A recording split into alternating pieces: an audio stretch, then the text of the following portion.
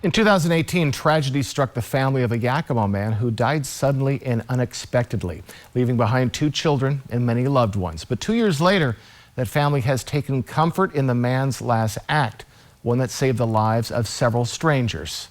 Emily Goodell has the story.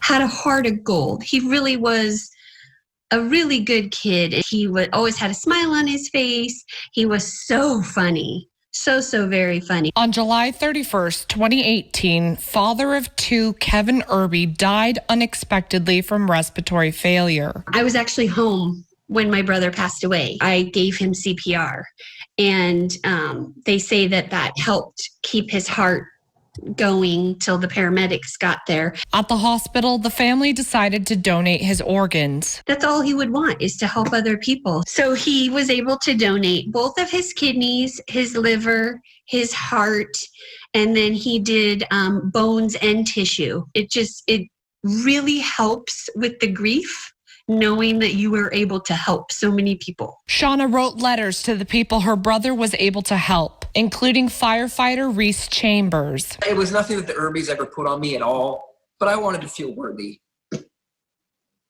I wanted to be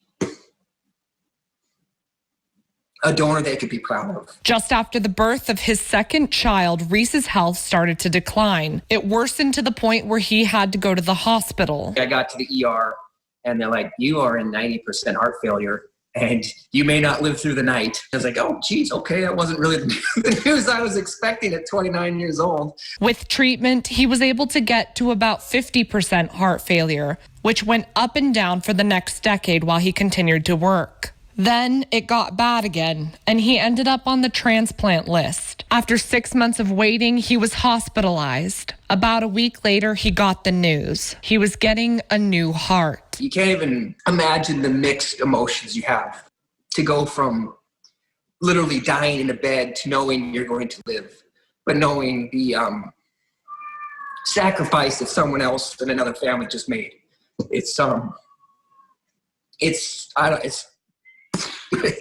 Reese became the first firefighter in Washington state to go back to work full-time after receiving a heart transplant. I am so proud of the man I got as a donor.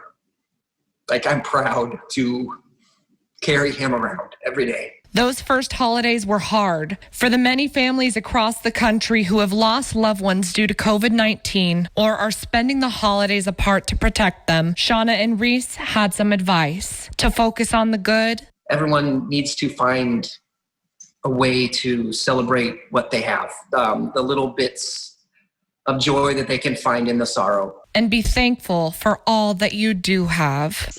I got 42 years with my brother, and a lot of people don't get that many years with their family members. So I'm grateful that I got him as long as I did. In Yakima, Emily Goodell, CAP gave you local news.